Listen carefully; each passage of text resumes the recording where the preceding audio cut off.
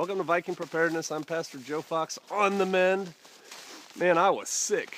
Without being the old fart that tells you, all the little details of everything that was wrong with me. Basically, I had strep with complications that went into my face and neck. All right, and it put a bam on me, and it got me thinking about, excuse me, about TEOTWAWKI, Armageddon, the apocalypse, whatever.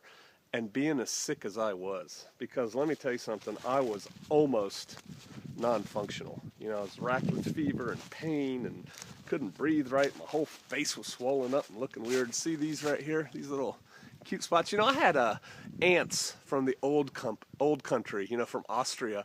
And when I was a little kid, up to like 12, they would grab my cheeks and twist them and pinch them. Oh, little Joey, and they would do that. And I learned later, years later, and I hated it, right? But I learned years later that the reason they do this is because they thought red cheeks, little red spots on your cheeks was a sign of health. So they would make them, by pinching you.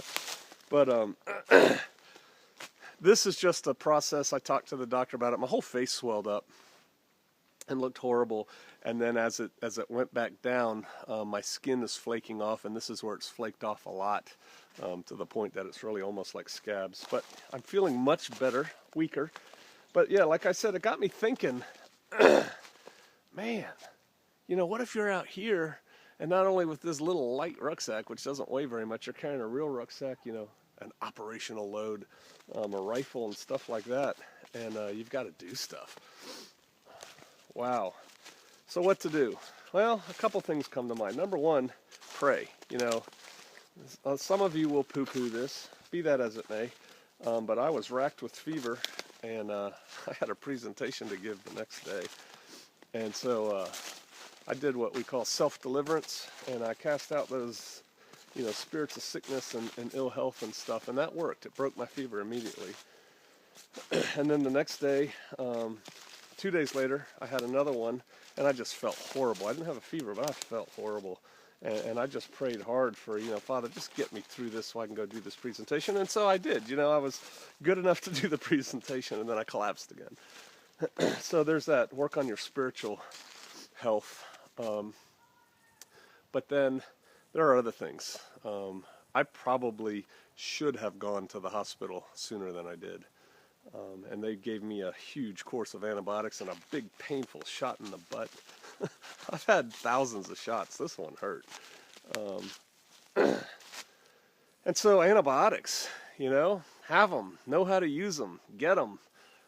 There's lots of stuff on the internet about, antibiotics that you can get for critters. Penicillin is penicillin, but it comes in different varieties. And penicillin V procaine is what you give goats, because I guess penicillin really hurts. And penicillin with procaine in it doesn't hurt as much. They said they had, what's that other stuff? Something in mind that they gave me, the shot of Rocephin or something to take the pain off. Boy, I can't imagine if they didn't have that in it, because it hurt with it. But penicillin V procaine, we use that for our goats, and evidently you can use that for yourself. What's the dosage? Hey, I'm not a doctor, and I'm not going to give you medical advice. But, you can figure this stuff out by the pound. Tetracycline for fish, yada, yada, yada. If you really want it, you can start doing research. That's not what this video is about. And you can get you some antibiotics. How about medical people?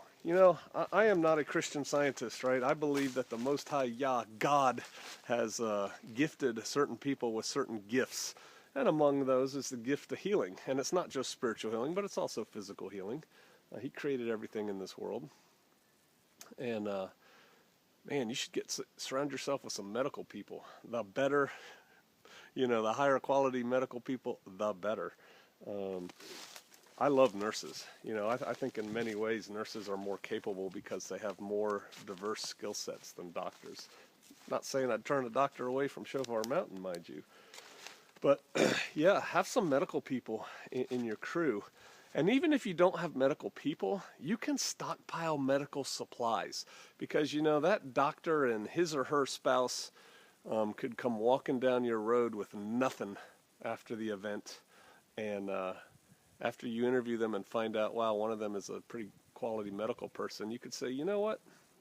you can stay here. Come on in. Let me show you what you're going to do. You're going to run our aid station, our dispensary, our hospital, or, you know, call it what you want. And here's what you have to work with, right? And get them set up. Something like that. Another thing, when you're really sick and down, you're down, man. You can't do things. You need people, right? It's a constant theme. You need people. In my case, we were in a hotel, and so, you know, you have all the mod cons, right? I had hot showers and everything. I still felt horrible. And I have a wife who's just, you know, a great healthcare provider, you know, at the mom level. And she took care of me. But she's also tough enough that, you know, were we at Shofar Mountain when all that bad stuff happened, I normally carry the wood in most of the time, but my wife carries firewood in, right, from the firewood shed. She could have done that. She could do everything that I can do, just some of it not as well. And you need to have good people around you who will pick up the slack and who will help you without going, oh, God.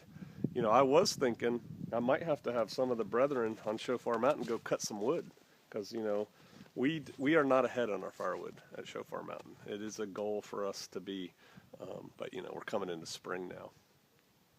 But having brethren who can, excuse me, pick up the slack and help take care of you and your family when you're down, that's important. And, you know, those things don't happen overnight. You have to, excuse me, work on those relationships.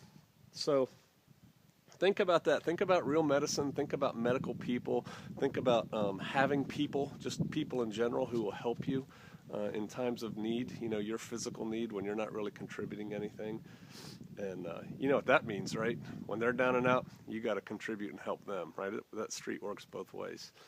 It's not about me, me, me. It's about us, us, us. And that's one of the things about community.